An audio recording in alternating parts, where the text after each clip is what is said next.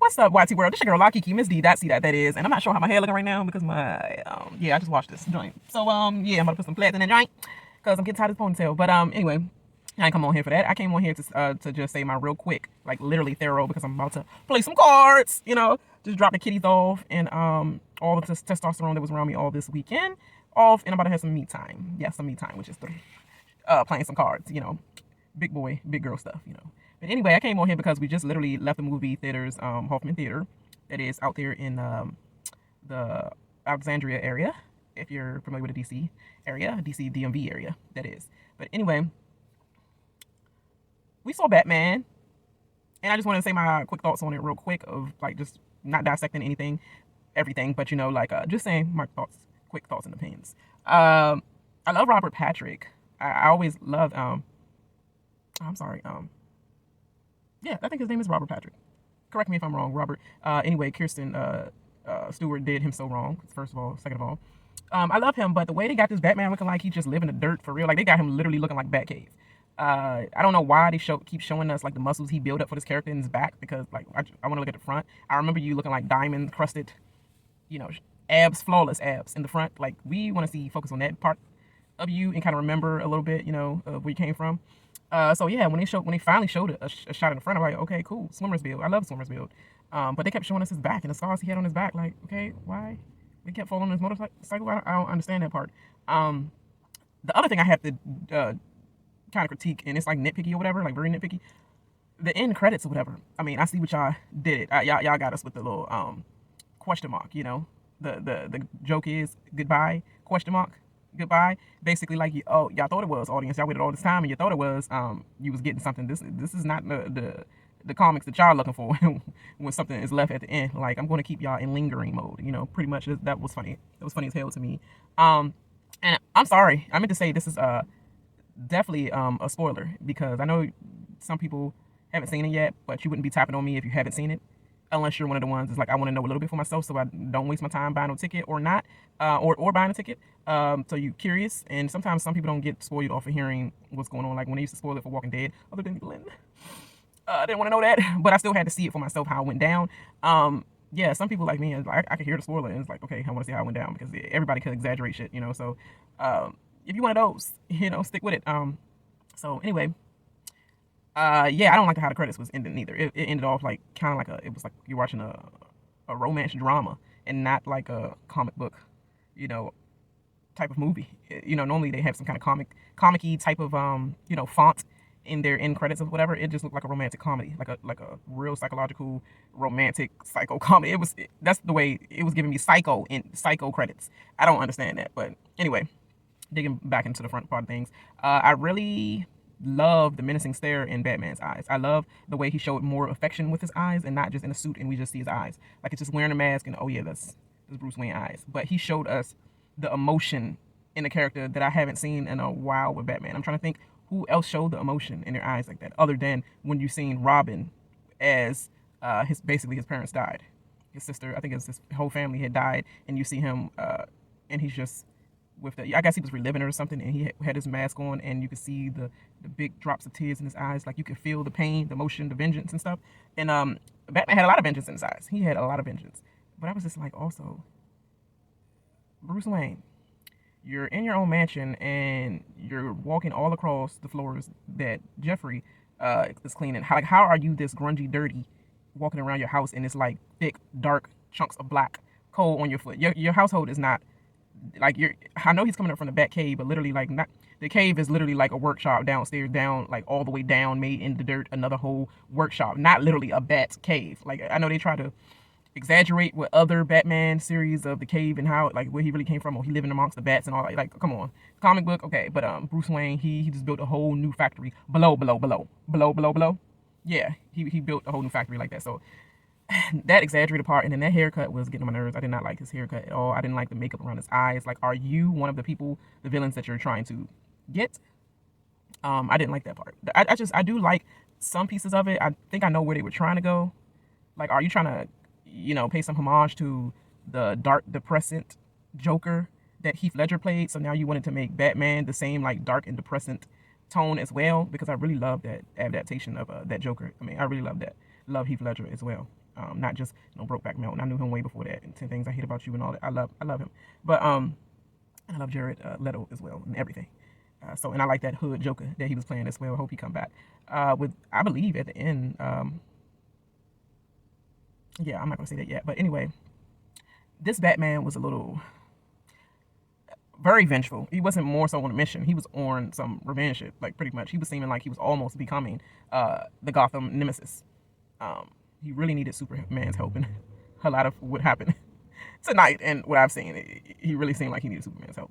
Let's get on Catwoman. Catwoman, girl, she looked exactly like her mother.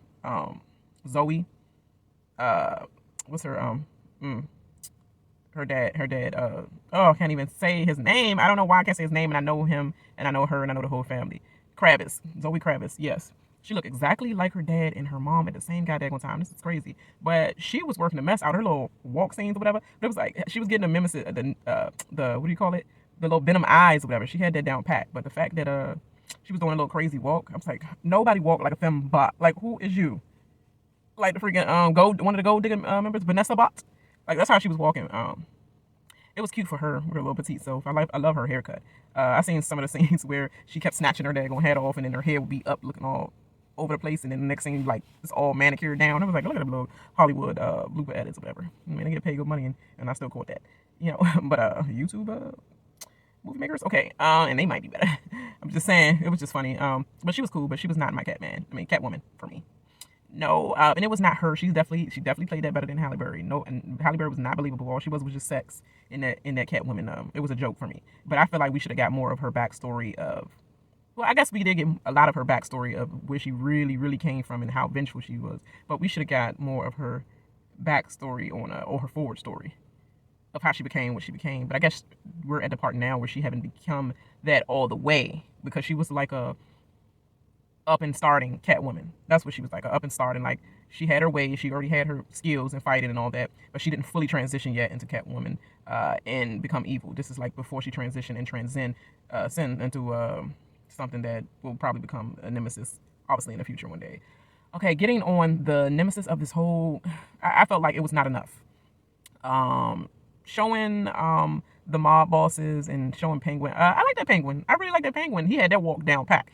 But I don't remember Penguin face being scarred up like that. I mean, is he like y'all try to do a more grungy looking Penguin? Because his face was not scarred up like that. He did have Penguin hands, which was exaggerated in 1991's Batman, in his feet, and it was like he was a deformed person. And that's why I call him Penguin, because he was deformed just like a penguin. And now they're like, oh, just because he walked like that and he moved like a penguin, that's why we call him Penguin. They had the grungy makeup on him normally, but now they had him like just a mob boss with a scarred face. So what are you gonna have room for Two-Face? And then my husband, he was saying at the end with the Riddler, which is a joke to me because nobody on earth could ever replace Jim Carrey as playing the Riddler. The only person that had a good crack at it, which I think is the closest as far as a kid, is the boy from the show that we watch with the drunk dad. That always stayed drunk, and he had all these kids, and it was basically like white trash family, pretty much redneck, not redneck, but like white trash. And the sister Fiona and all that. The redhead, gay son with the red hair. He played the Riddler in one of the episodes. Was it Gotham? Or was it? It had to be Gotham that he played the Riddler. It was either Gotham or it was actually a Batman movie that we saw in the past, and it was. I gotta think about it, but yeah. He was the one that came closest, because even during the shows that he was on, I was like, dang, he act like the Riddler. Like he will be a good Riddler. Like he got the whole spiel. But other than that, no, nobody go. What if the theatrics of the Riddler? I did not get from this Riddler at all. The only thing I got was Psycho, Anthrax, Vengeful Employee. That's all I got. Lifetime Vengeful, Lisa's Law.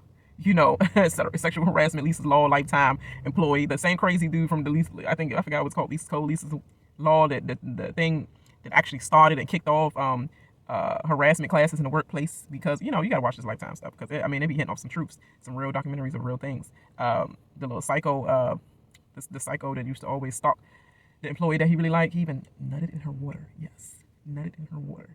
And he waited for her to drink it from her desk, because people always leave their drinks and stuff at work and then come back the next day like everything gravy, and he got a gag out of her drinking him, because it was like, you're tasting me. Ugh.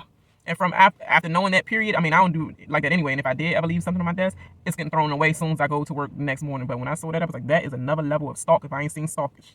But getting back to this, because it's 15 minutes in and I just said it quick. I would give this, if I'm giving it a 1 out of 5 stars, I would give this one a 3 because I left lackluster. The only thing that was beautiful about it was the, pretty much love story that they're trying to create for Batman and Catwoman, because everybody always wanted to see them together, and Batman always played hard to get with Catwoman, period. He always wanted her. But the lifestyle that she was set up in, it wasn't set up for him because he was trying to play save a hoe, and she was just like, get a hoe. And it just didn't mesh. But they would have been a good team if he was evil like her. It turned out like, wanting to be evil and going on the bad side. But yeah, she's gonna have to be better on the next one because she was cute and all, but I don't remember Catwoman being that easy to take down. I mean, she always had different tricks and this and that. She was never that easy to take down. And it seemed like she had a lot of almost takedowns in this. Even Batman, even him. So it's just like, yeah, I don't know. Let me know what you guys think. I mean, if you've seen it already, just let me know your thoughts and opinions. It's just a quick little brush through that I was thinking about. It was just on my mind. Yeah, I had some other stuff to say, but I can't even think about it now. But let me know what you think about this movie. Let me know if you're going to watch it. And if I spoiled it, you click on me. And if I didn't, hey, make sure you like and subscribe to your girl channel, and make sure you turn on your notifications somewhere down there. And make sure, just make sure you share everything. Do all that shit. You know what I'm saying? Keep it, up with your girl, because I will be dropping some jewels for you. Let me get off this because I'm ranting like shit, and I don't want it to reach 20 minutes. All right, I'll holler. Bye.